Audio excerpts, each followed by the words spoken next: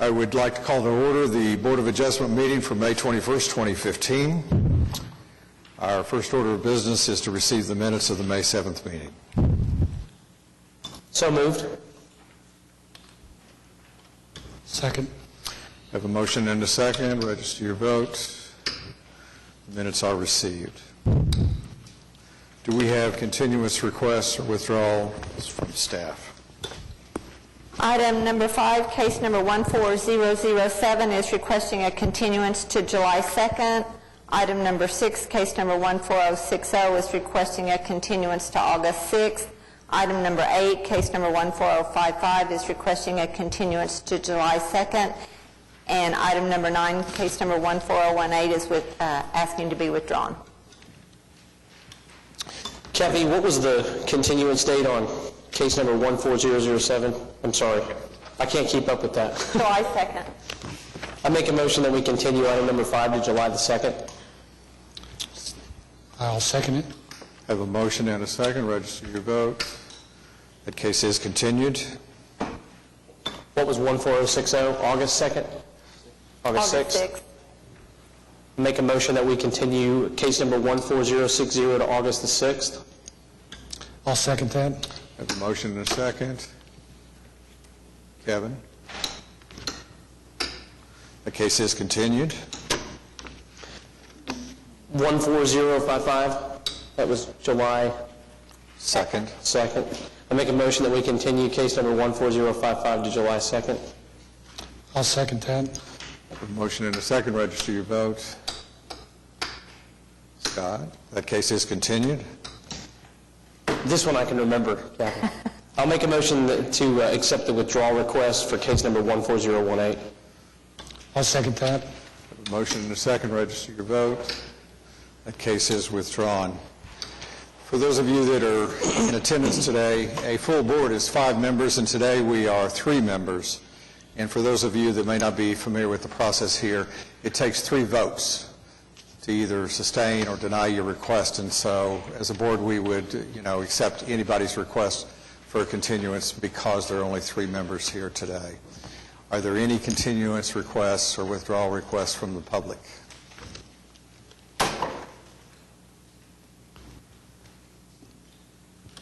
Hearing none, let's proceed to our first case. Item number 1, case number 14059, application for special exception of Crystal Collins to allow a child care center located at 4500 Southeast 89th Street. Anybody here to speak on behalf of this application? Why don't you come to the microphone and just tell us about your application?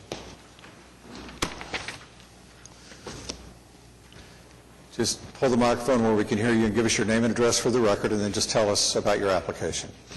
My name is Rebecca Scott. I'm representing Living Waters Lighthouse. Our address is 4500 Southeast 89th Street. We are currently a church facility. We currently serve about 150 members in our community. We're looking to broaden our community involvement by starting a daycare facility. This facility will reach no more than a maximum of 125 students, ages toddler through 6th grade. Could I interrupt you and ask, that's 125, how does that compare with what you're doing now? Currently, we are not serving any children in a daycare capacity. We are currently going through the DHS application, and due to DHS and our agriculture, this is part of the steps to get our certification. Please, I'm sorry for the interruption. Please No, proceed. you're fine. Okay. We graciously ask that you grant us this exemption so that we may continue our work in the community and the lives of young children in our society. I have nothing further.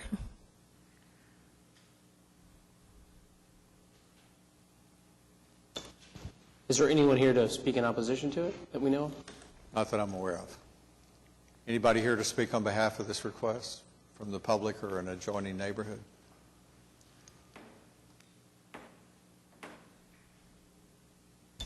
Are you guys going to have to make any alterations to the church facility to serve in this capacity? We are making some minor alterations to the church. We are extending a small hallway so that the children will have a restroom facilities. We're also doing some maintenance to the church, expanding some classroom sizes, but that's within the confines of the building itself right now. Hours of operation? 6 to 6. One of the things with 125 students, or prospective children in your program, you've got the issues of traffic, and I see the building sets back away from Southeast 89th, am I correct? Yes, sir. Is there there's a good parking lot between 89th and the church building so that people can Yes, quite sir. easily get off the road? Yes, sir. I think the parking lot can actually hold a maximum of over 100 cars, so it's quite a distance from the street.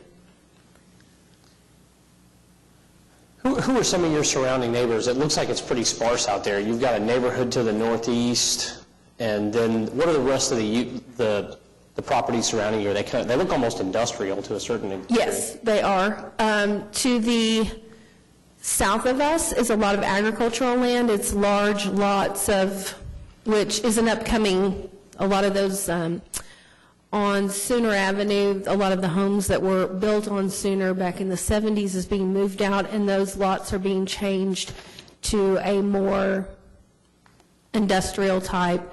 Now, to the north of us, we have several housing additions between Sooner and Sunny Lane, but mostly it is a small community.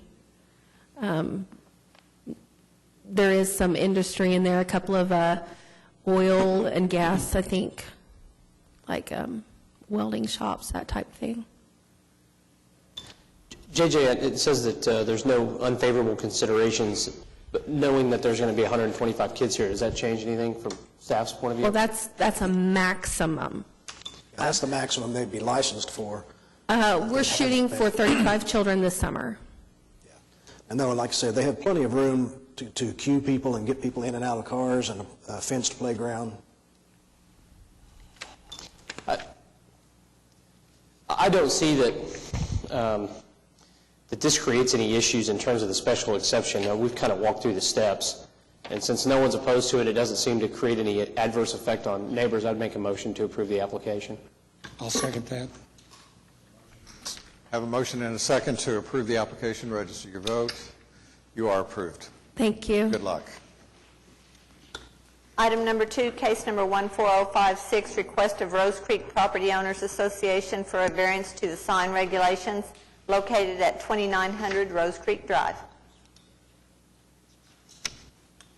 If you would pull that microphone down a little bit and then just give us your name and address for the record. I am Lane Baker. I'm a board member for the property owners of Rose Creek. We've presented the application. What took place was the neighborhood signage that was on the entry into the neighborhood from the beginning of the development was taken down because of the May expansion that happened about 3 years ago. So we had to remove it. And so this is kind of the route we've taken to put new signage in. And we're not necessarily, we are replacing the actual sign, but we're using a lot of the hardscape that was already there. And it is just outside the standard size. So that's why we're here. And it is to that scale to fit the vastness of the land that it sits on. But it is still within the same hardscaping area that was previously there and approved by the city. And I want to say 2002. How large was the sign that was removed by the city when they widened the road? Okay. Let's see, well, it would be, it's the front wall. I do not know that exactly. But I do know that it is not, it fit within the same structure that's shown on the plans. It just came down. Let's see. If you go to the second page of the site plans you guys have.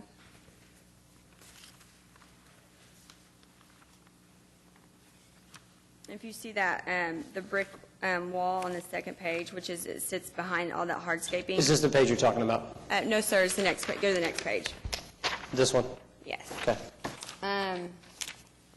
The old sign was removed from that area right there. So it was,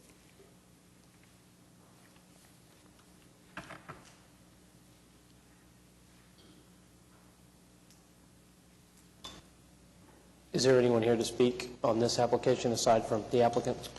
Nobody has signed up to speak. Our concerns on these requests are, the site triangle and making sure that we don't obstruct your ability to see clearly in both directions when you leave. no, that's a big concern of ours with the flow of, the amount of traffic we get, and no, there are no issues at all.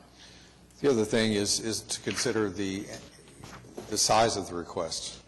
Because right now you've got a maximum of 35 square feet allowed, and you're asking for 160. That's a substantial. Yeah, and the actual sign itself is 63 and a half square feet. The the portion of it that actually says Rose Creek, the rest of it is a brick wall.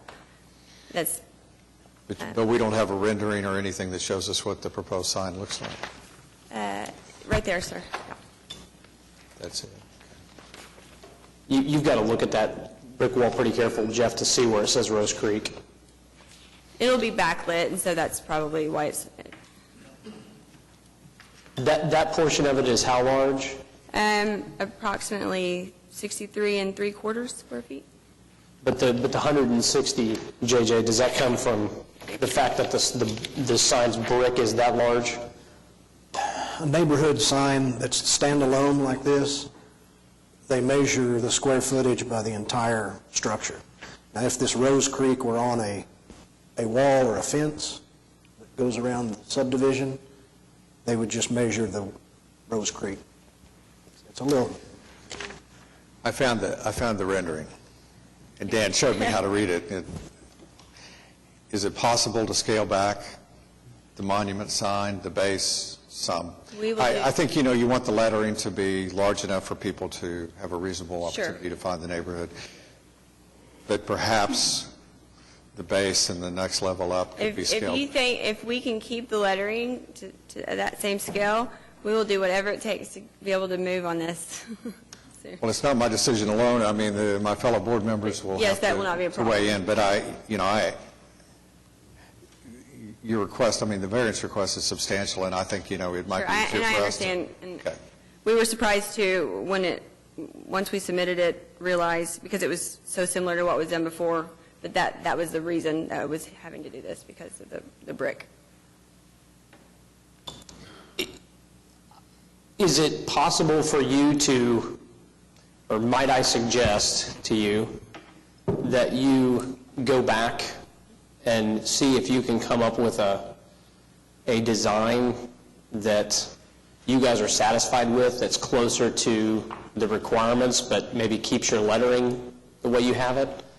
We can continue it to give you an opportunity to do that if you wanted to, or we could at least, try to have it continued, I guess I should say. But I'm not sure that at the present scale or size that it's appropriate. And I did not have a chance, and I apologize to you for this, but I didn't have a chance to drive it to see. There's nothing there, it was removed, Well, I'm talking about signs from other neighborhoods. Okay. Because as soon as we give you 160 feet, I'm sure there'll be other HOA presidents from the same street that come in and want the same thing. So that's part of our concern about things like this, about signs, is trying to keep them as close to that while allowing folks, if it's appropriate and well, necessary. and I will say that this is going in behind what is already previously there, which is even bigger.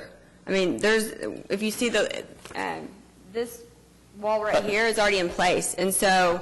That's why I wanted to see what was there before. I wish I had a picture or Right, something. so this is fitting just behind that, and that wall, it's not even a wall per se, but it's masonry, it's rock, and so it already exists, and so really the purpose of this was to make the new sign actually fit in terms of not only aesthetically behind this, because it's a large scale in terms of length and how it goes through the drive, and it also feeds into the golf course, which is on the south side of it.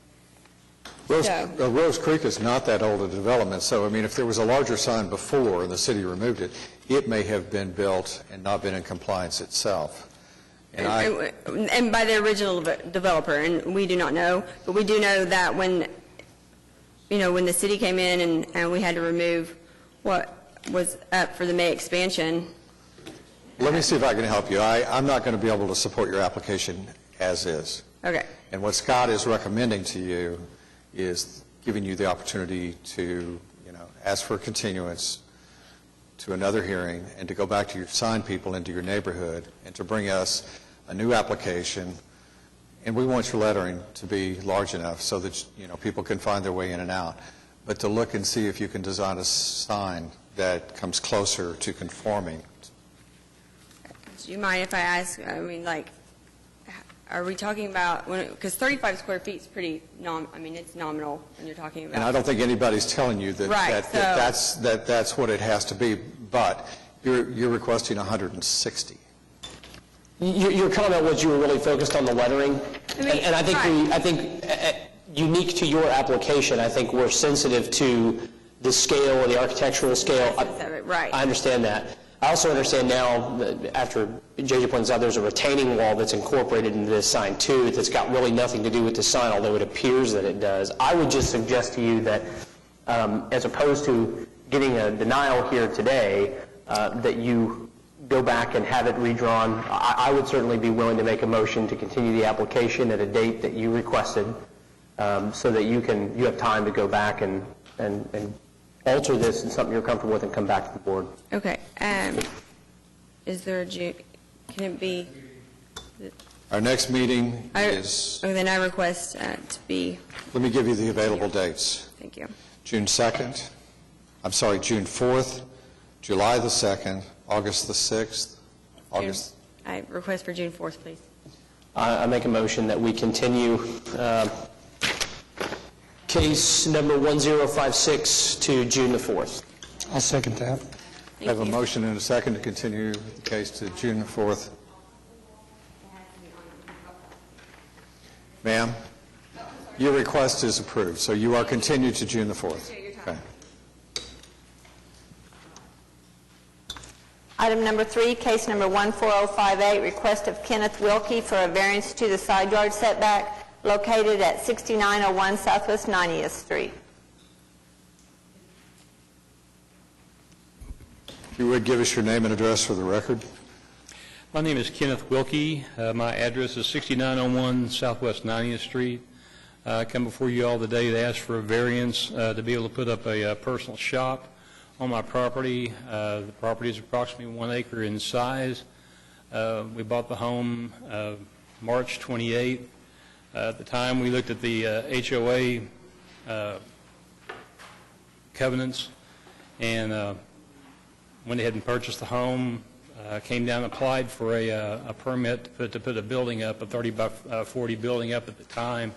Was told that we couldn't put it up due to the setback. The developer had come in and had originally designed the homes to be at a 30 feet minimum between or a 60 feet minimum between the homes. That puts us at that 25 or 30 feet off of the fence line. The normal requirements for the residential and agricultural codes out in that area are 25 feet. I wasn't aware of that at the time that we purchased the home. The home has minimal storage, and this would greatly enhance the value of the property, plus would allow me to have a shop on the property, which I would really enjoy. It's not for commercial use, it's strictly for personal use. I've got photographs of the property. I've got the main reason for asking for the variance on this property is the home has a fire suppression system in it. Due to the lack of, at the time it was built, there wasn't a fire department that was as close by as there is now, which is 2 miles away. But we're on a well system, and we're also on an aerobic septic system.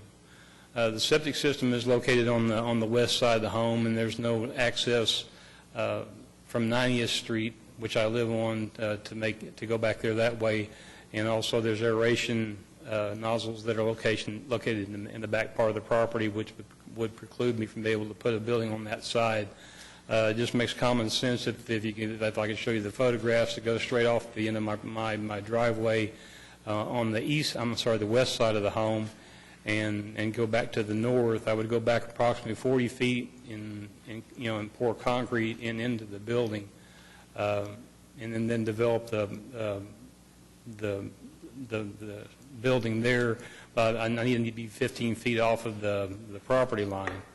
I've contacted my neighbor. He has no issues with it. I've contacted the HOA Association, ran my request through them. They saw no issues with it. The area that we're located in, to the north of me, my backyard backs up to 89th Street. The north side of 89th Street is an open field, which is leased for, I think, 99 years to it's a federal trust with the aviation system, so there'll be no homes that'll be built, in my lifetime, to the north of 89th Street. Basically, it's an open field with cattle on it right now. Like I said, my neighbor is agreeable to it. The homeowners association is agreeable to it.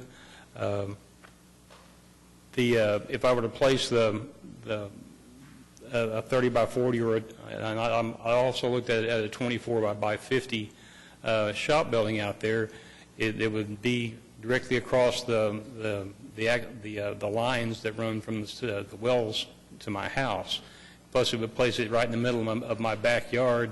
Eventually, at some point in time, I'd like to put a swimming pool back there. That would impact that. So there's really no other place to place the building on the property other than in the location that I'm asking for today. And I've got the pictures and documentation if you all would like to see those. JJ, what concerns does staff have? It says in unfavorable considerations of 50% of the required setback would be the encroachment. What concerns does the staff have about an encroachment that large?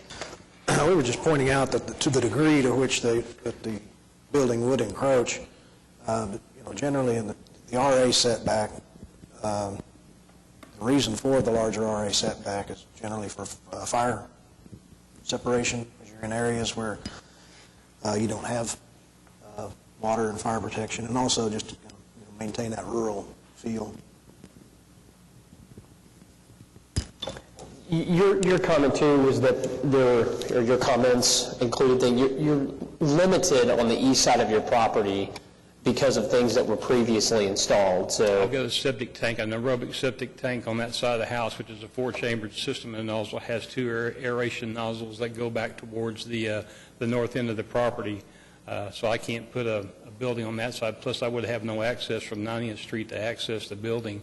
If you can see on the west side, where I proposed the building to be, I can come straight off of the driveway. I have a double-wide driveway there. I can pour concrete straight back to the building to make perfect access back there to it. how big a building is it? I had originally looked at a 30 by 40 building, but I think that in the end what I would like to do is a 24 wide by 50 long. That will narrow the width of it, and plus give me some extra storage, towards the end, and it won't come as near to the well lines, that run lateral to my house, north and south of the house. There's 2 separate wells out there. One supports the sprinkler system, Right. and one supports the home and the fire suppression system. So does that change in your building design? Does that limit how much you're infringing in the setback? Or is it? No, I'm still I would still be requesting a 15-foot setback from the property line, like I said, which was agreeable with the homeowners. And there's several outbuildings in this addition out there. We're fairly isolated. It's not something, it would be consistent with the restrictions and that are in the covenants of the HOA. So I wouldn't go outside those. It would have 12-foot walls. And I think that's the most that the city will allow in this respect. When we originally read the homeowners association bylaws and stuff like that, we were told that we could build a building out there as long as it didn't exceed the twice the size of the home, so I figured there wasn't any problem with this until I came down and applied for a permit, and I was instructed that the developer had increased the setback, from the homes or the width and distance from the homes from 25 feet to 30 feet, and which was very surprising. I wasn't even aware of the 25 feet at the time. I think the elements for the variance, I think the hardship is a bit of a stretch, but I understand why you'd want to do it, and I understand that relocating that stuff and everything becomes sort of an unnecessary hassle. Your architectural committee, your board, your HOA has signed off on it, and no one's here to protest it. For that reason, I'd make a motion to support the application. I'll second that. Have a motion and a second. Register your vote. You are approved. Thank you, gentlemen. You're welcome. What is the next step with this now? I'm not familiar with what to do now. Is it? Just call me later. I'll call you later. Yeah. Thank you so much.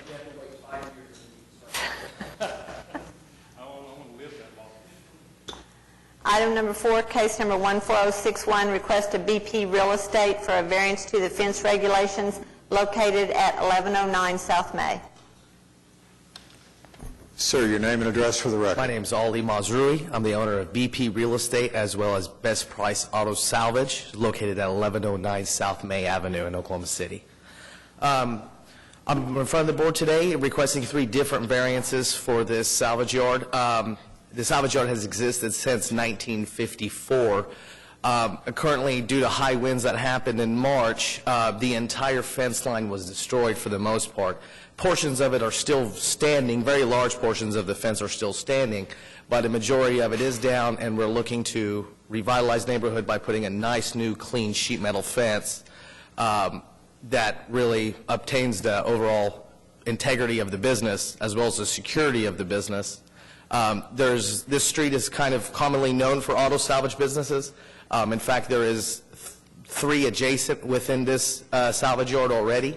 The sheet metal, according to the current code already, we're actually approved to put a fence on half of the lot, but not the other half of the lot, which is zoned, I believe, in R zoning.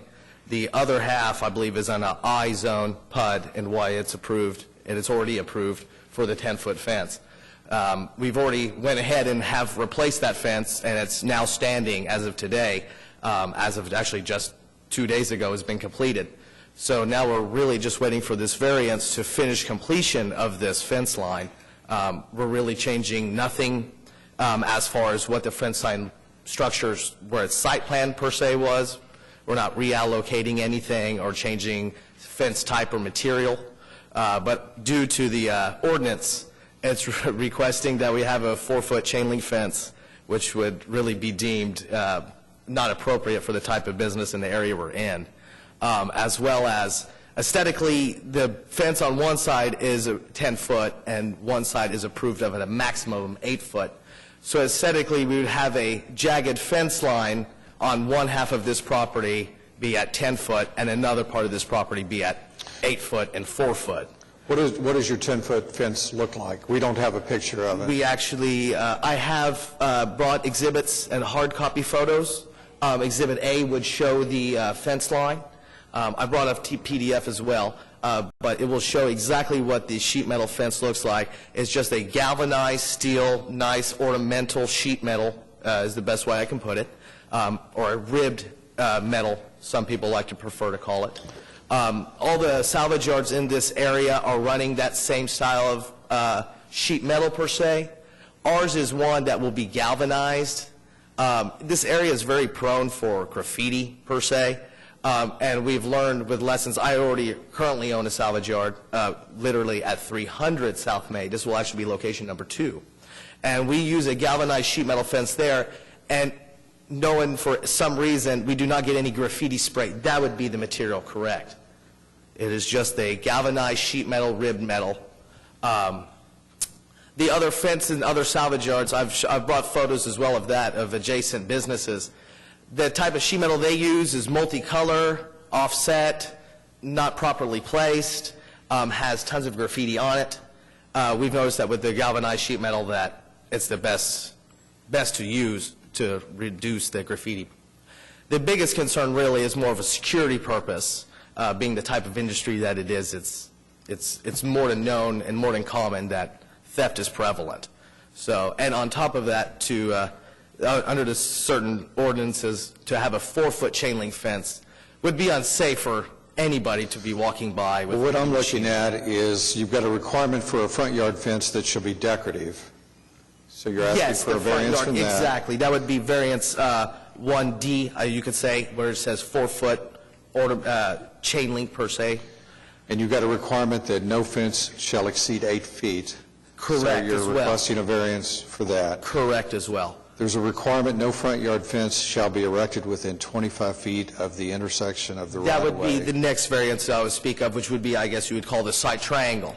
I've brought in Exhibit B as well, that this fence line has existed, this current fence line and property line has existed since 1954 and has not caused a hardship to any of the neighbors.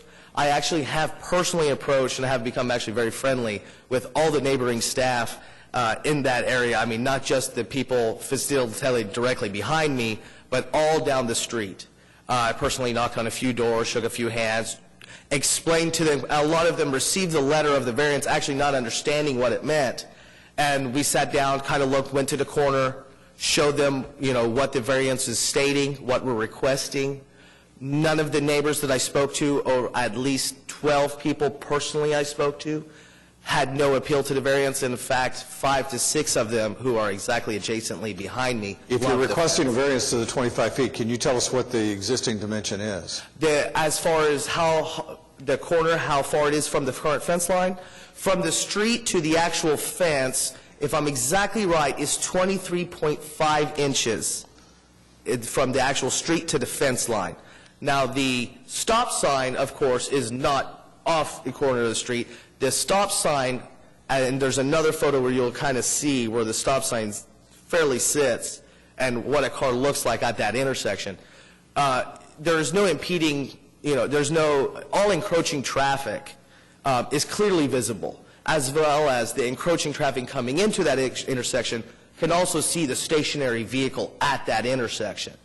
Okay, staff, do they send somebody down to the site to check and verify these dimensions, such as the 25-foot requirement and whether the current existing fence conforms or does not? No, if he came in to get a permit, he would have to observe the 25-foot site triangle, Unless we grant him the variance. unless you grant him the variance, and it's up to And him it's to your show. word that the side triangle is not obstructed? It is not and obstructing in any fashion. That's why I've brought the photos that I have instead of just word to show that you can physically see it regardless of the environment. And the photos that I took are not just some sunny day. It's, a hazy day, it's a gloomy day, and you can clearly see in both lines of sight of encroaching vehicles or that stationary vehicle that is at that sign. Do I have anybody else present that wishes to speak on this application? Is this yours? For my, Was there anybody else that submitted a request to speak on this? Kathy, do you know who submitted? There's nobody present? Okay, no longer present, okay. Board members? I'd move approval.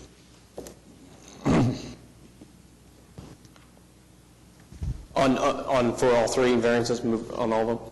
Yes, on all three. I'll second that.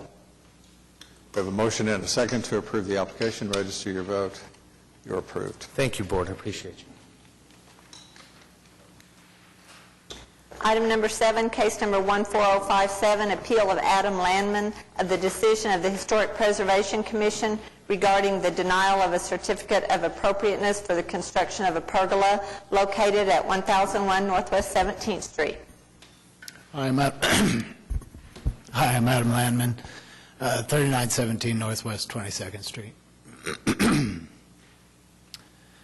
So to tell you a little bit about this, we have been going through the process with the Historic Preservation Committee and staff to construct a pergola on this site. And what this application, and the reason we're here today, essentially boils down to is that this is a corner lot, and therefore anything you do on the back side of the property is visible from the right-of-way, which in this case would be Ollie Street, which in the diagram you have up there would be running north-south. And so anything my clients do in their backyard is visible from the right-of-way. Should we make this proposition and have an inward-bound lot, this would have been approved by staff long ago. So in that case, what we did is we went back to some historical photos of the property, which are included, I think, in the packet that you have. And these photos show a very prominent and large pergola that existed and no longer does exist, running between the historic garage structure and the house. So we felt like we could probably go ahead and propose a pergola in this spot. The guidelines do state that if I'm going to put a pergola back where one existed previously, that I need to match it, essentially, and that means match its size, its orientation, its location. In this particular issue, and this is where the variance comes in, there's a pool located in the middle of the yard. There's a hot tub, and there's new walking paths, and there's been a lot of site work done by the home's owners, improvements to the site, that placing a pergola back in that exact location and that exact configuration would really not work at all in this case. So what they're trying to do is place a pergola that's a little bit smaller than the historic one back into the site that sort of subdivides the pool area and the area where the cars would be, providing shade into that spot. Previously, we went through the process and had a new fencing design approved for this, and also moved the driveway off of Ollie into the alley, which matches all the other houses along Ollie, sort of renewing the landscape along Ollie, and putting a new 2-foot brick wall with a 4-foot iron fence. So we're increasing the visibility into the site, which is, it didn't have a fence historically, so we're trying to get back to more of a historic look on this particular property for what the owners feel like would be appropriate for it. So in our case, we're looking for a variance for this idea that the pergola would be placed back in the exact same location and configuration as the original. We have altered our pergola design to match the original details of the pergola, as best as we can tell from the photographs.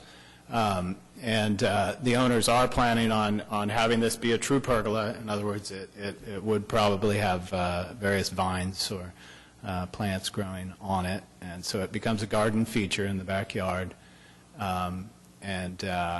We did work with staff pretty extensively on this one, attempting to make sure that it matched was an appropriate scale and had sort of an appropriate, didn't detract from the historic nature of the neighborhood. So We all had the benefit of watching the hearing. Oh, great. Hearing. And so I would just at this point, rather than cover all that again, I would ask, and probably what we'll do is excuse you. Katie, you're here. Are you available to testify this morning or this afternoon? So are there any questions for the applicant real quick, and then we'll excuse him and invite Katie? The only question I have is, you said that the current location of the pergola, or the original location of the pergola couldn't be replicated. That's because that's where the existing pool is now? Yes, so the owners have done extensive landscape work in there. There's pools, a hot tub, and a pathway that runs through along with garden planting areas. It's really a well-landscaped yard. I don't have photos of that, but... Was all that work done with the requirement of a CA? I don't know. That was done prior to me. Yes. So that was all, okay. Yes. Okay, So, all right, I'm good. okay. Kevin, Katie, could we invite you?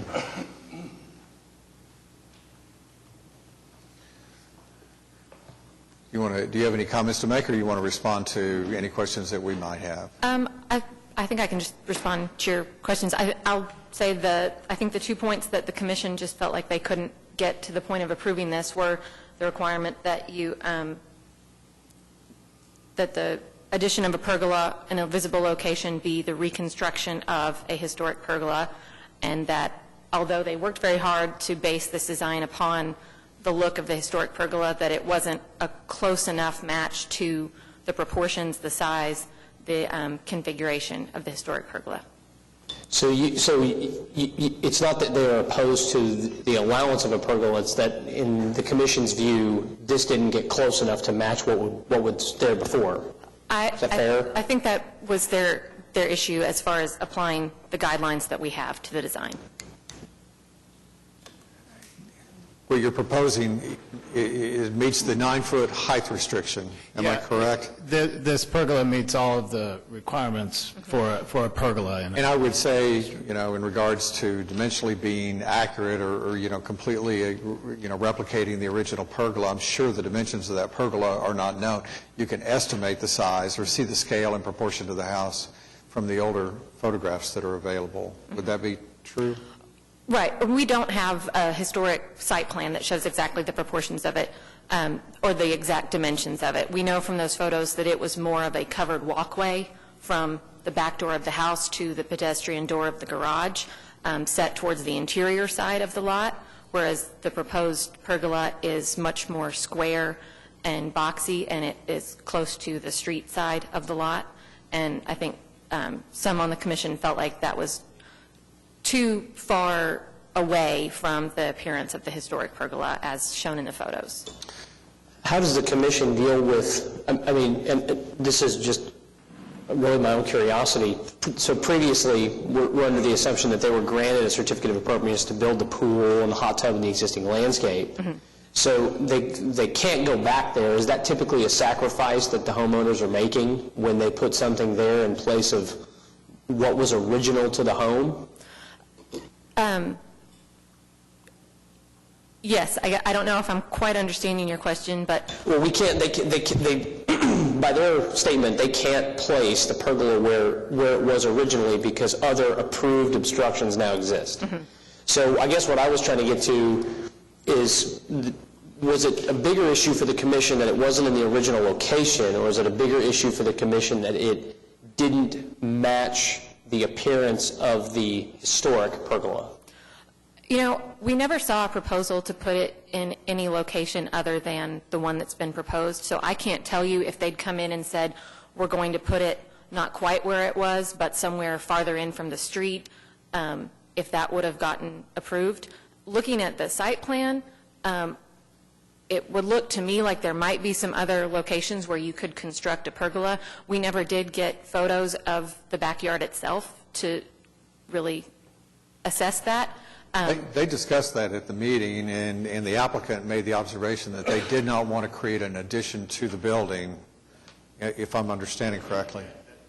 That's correct. The purpose of sort of putting it outline here is that we don't want it to attach the other pergola that existed here attached to those buildings, and that brings up another issue with the Historic Preservation Committee of making an addition rather than having a freestanding structure on the site, and so we didn't want any confusion concerning that.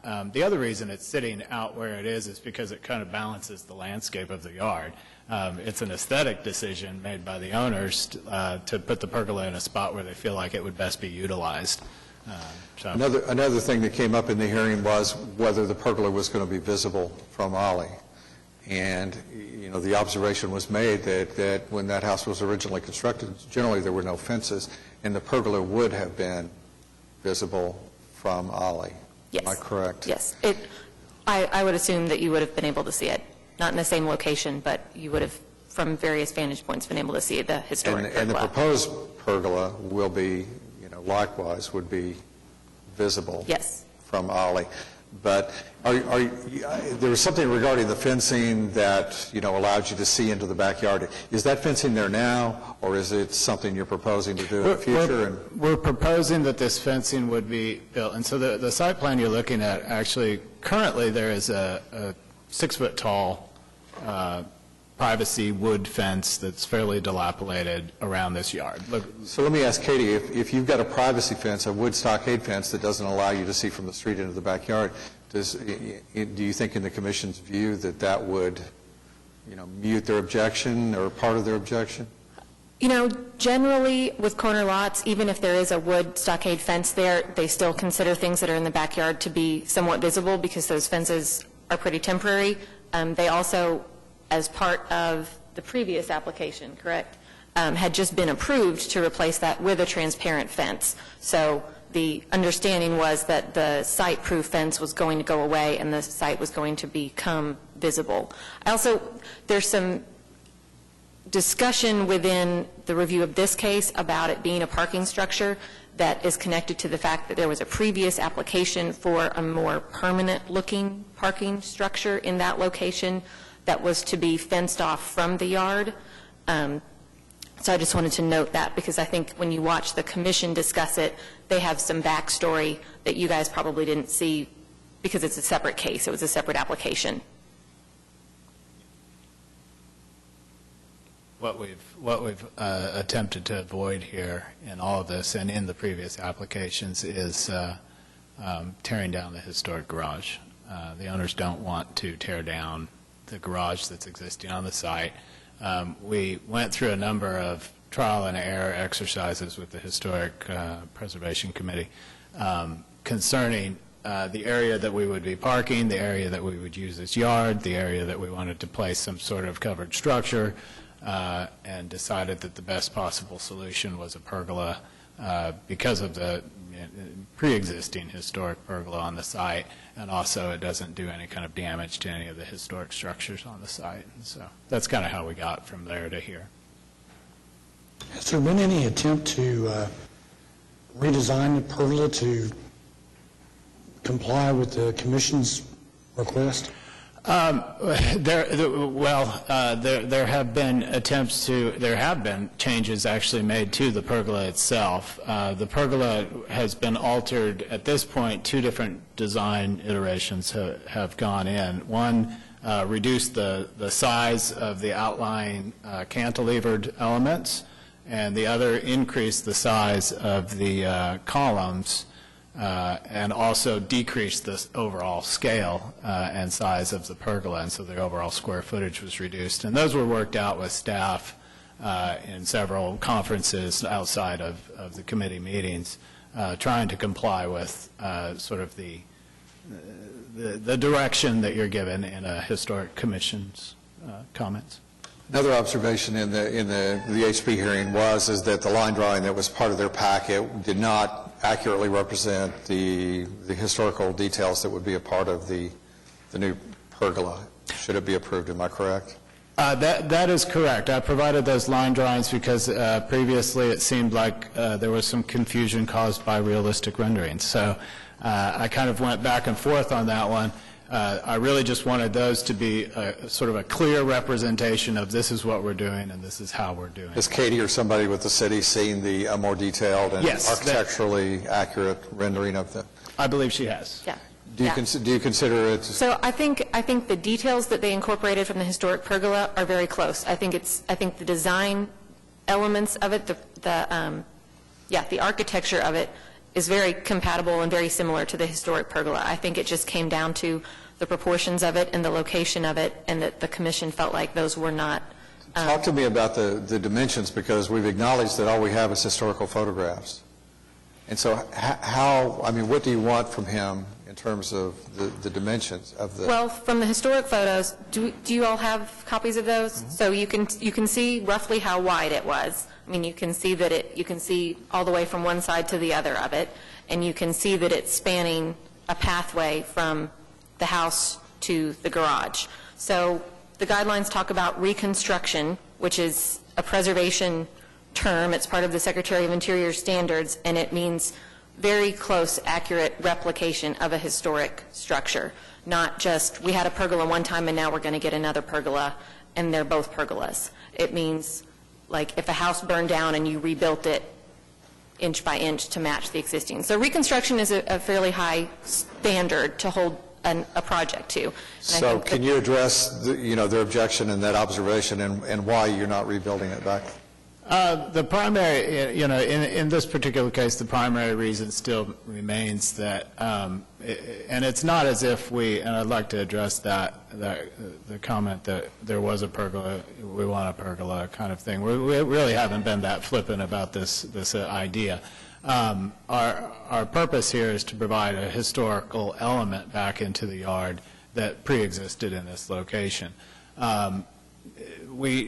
The reason we're not doing it as best as we can understand the historic photos is because the yard in the past, I don't know how many years, 75, 100 years, has changed significantly, and therefore the reason you would put a pergola in the yard in the first place, which provides shade and a place to do things, has also changed with the nature of that yard. And so our purpose is to match the current functions. Katie, one of the things that, that I've learned in looking at standards and guidelines is that you have, the use of permissive language and mandatory language. And regarding the size, replicating the size is close. Is it a shall be or is it a maybe? Because you have to accept the fact that, these backyards, the character of these yards change, with the addition of a pool and perhaps, landscaping and other elements there that might affect, being able to replicate, dimensionally what was there, 80 years ago. But at the same time, it can meet the spirit of, Right. So we have two guidelines that address it, one in the section on landscape and landscape elements that says reconstruction of a missing pergola or trellis should be based on accurate evidence of the original design. So that is permissive language. Then in our section that is specifically on pergolas and freestanding trellises, it says, do not add a pergola or freestanding trellis on a prominent, visible from the public right-of-way elevation where none existed historically. And then the next guideline, a missing pergola or freestanding trellis may be reconstructed if based on accurate evidence of original configuration, placement, and detail as supported by historic photographs. And so I want to clarify, I do truly believe that the Commission would support the construction of a pergola on this site, not in the exact footprint and location of the historic one. The first application that we saw for this project was truly proposed as a car cover, a parking cover. And this is still intended to serve as a car cover in a parking location. It's to be open to the yard so it could be used for other purposes, but I think part of what has shaped the footprint of it and the location of it is its intended use, which is to park vehicles under it. I think a pergola more closely approximating the historic pergola could be designed to fit somewhere within that yard, but it would not be able to accommodate the secondary use that the applicant was hoping to serve, which was to shelter vehicles. Can you address that? I think that what we're looking for is an area in the yard that we can provide shade and shelter with a pergola. And our concern here is what areas of the yard actually need that. Again, going back to the landscape issues, we've got trees in parts of the yards, we've got areas of the yards that have cover, that have all of these things provided. This area that you're looking at right here is a giant blank spot on the site. And so currently, all that's there is sort of a hole on the Ollie Street facade with some cement. And what we'd like to do is fill that in with a fence, put some landscaping in there, and put a pergola there to basically infill that area of the yard. I, too, could see about 5 or 6 other ideas of where you might put a pergola in this yard, but also this is where my clients seem to think that it would best suit their needs. And the intended use of the pergola is? To provide shade and shelter For an automobile or for people? Oh, the intended use of this? Their purposes would be dual. I think that if they wanted to pull the car under it, and I think the owner addressed this in the commission meeting, if he wanted to pull his car under it while it was hailing, he's probably going to do that no matter where you put a pergola I recall there was a question about whether that was going to be, there was going to be a concrete pad there, and you indicated there was not. Right. That the posts would be set in concrete, so would this be a Correct. grassy area or a concrete block or something like that? I think we're just going to take right now there's yard there. We'd like to just extend that yard over into this pergola area. We'd like to kind of make it feel more like a landscape element than a parking cover. I do agree with Katie's statements that by coming in originally with an idea of an addition on the front of the garage, which also the historic photos would support, skewed the perception of this entire process that we're only trying to get a parking cover. When the owners came to me later on, which was about a month later, with the historic photos that I had not seen originally when I started designing this project, that's when we all sat down and I said we really ought to go for a pergola. That seems like the proper thing to do in this yard. I had no idea one had existed there previously. And so to me, I felt like I was pursuing something that architecturally I could support as far as putting something in a historic district that belonged there in that district. I think the front of the garage thing, the historical one, was really a shanty kind of add-on piece. And for us to add on to the building, again, we just don't want to get into additions to historic structures here. We'd like something a little more standalone. Other board members, questions? Yes, sir. Hi, my name's Afton Gilly, and I live in the neighborhood, and I submitted a paper, yes. They had I'm sorry, I misunderstood. I thought it was case number 4 that you were here for. Oh, okay. No, it's on this case. My wife and I live on 18th Street, and just basically in the same block, same 100 block. And we moved to this area because of the historic value of this area, and we moved from Edmond, and we used to drive around the neighborhood, and we moved here. Now we walk around the neighborhood and enjoy those walks very much. We've walked by this area. I got the notice in the mail. I have researched and looked at the information. Actually, on this right here on 18th Street, I'm the third house from Western on the north side of the street. So we live very close proximity. We've actually looked at the documents that were submitted, looked at the photographs, and we feel that this would be a very good addition to the area. It actually will close off the driveway looking from Ollie and with a fence so that you won't have that car, driveway looking thing. It'll be a nice, the description shows that that's going to be replaced with a fence across there, and they'll approach their driveway from the alleyway instead of Ollie, which I think will be just really make it a nicer looking part of the neighborhood. Also, from the pictures, of course, with the pergola there, it will be closer to what the historic area was than without the pergola at all. So, from the picture, it looks like if you wanted to go back to the historic one, they would have to build a pergola all the way across the backyard, which would be much more construction and much more doing than just putting this pergola in the area that they want to do it. I only met the petitioners today. I had no other communication with them other than I just met them here in the hallway. But I did want to come down here and let you know that my wife and I have looked at this. We care about the neighborhood. This is our neighborhood, and we feel that we would like for the committee here to approve this for our neighbors, and I think it'll be a very aesthetic and pleasing addition. Thank you for your comments. Katie, and looking at the photograph, the historical photograph too, it looks like the original pergola was attached to the structure. Am I correct? You know what? I don't remember. I don't have the photographs in front of me. But I know there is and this will be a standalone. The proposal is for a standalone pergola, and it seems to me that it is probably, I mean, there were some restrictions and some additional things about drainage and, all those sort of things. When you attach a pergola or, to a structure, sometimes you're inviting more problems instead of fewer problems, I think.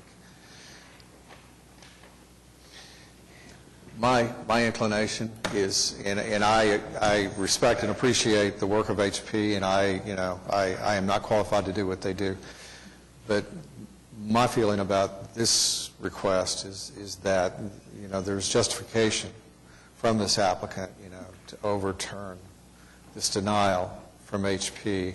I think, I think this family has shown, that they care about the neighborhood, they care about historic preservation, and they've, shown that they go out of their way and are very considerate and very generous in terms of, what they're willing to do to preserve. But at the same time, the world we live in now is different. The backyard is different. There's a pool there and other landscaping that was not there originally.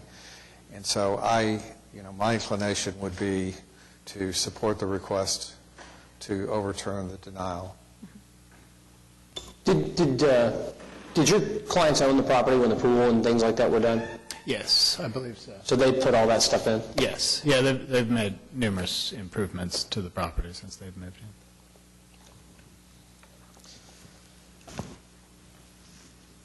I get, I'm like Jeff, I get really torn about these things just because I do want to honor the work of the HP Commission.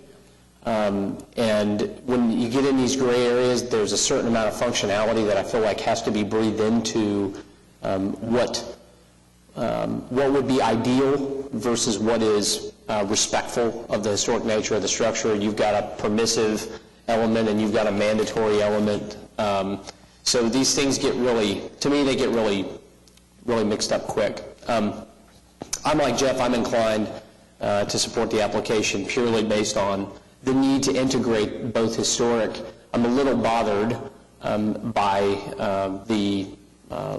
the lack of agreement from HP that there is not, the material, the appearance, all that is not what it should be to match it identically.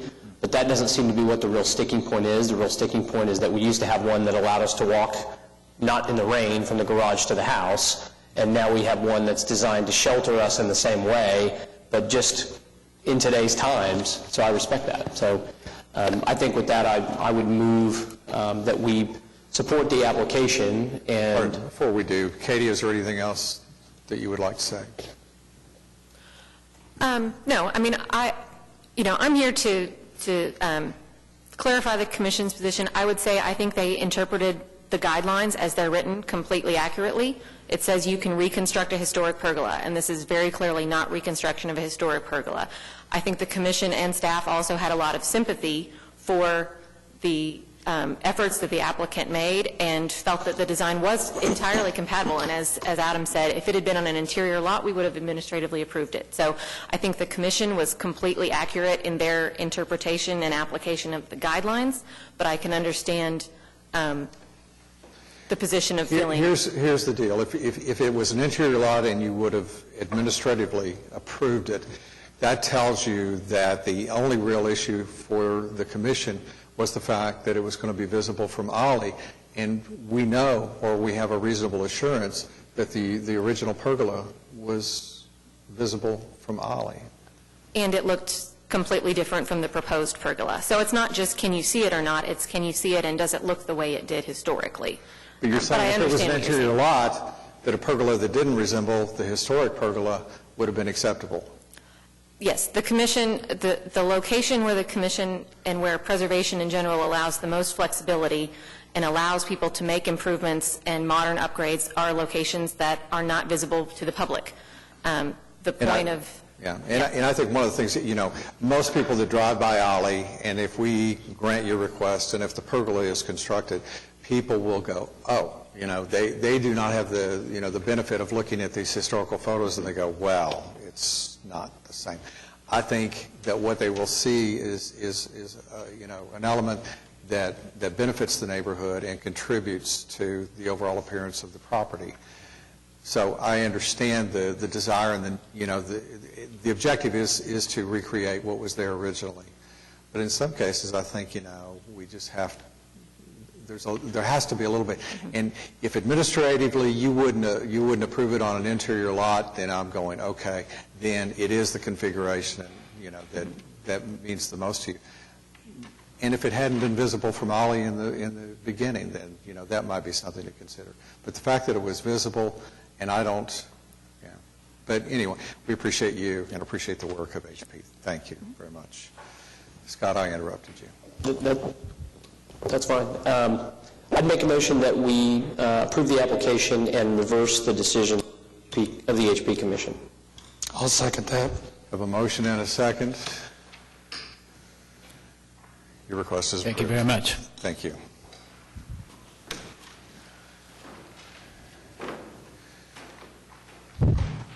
If there is no other business before this board, I would entertain a motion to adjourn. So moved. Seconded. Register your vote. We are adjourned.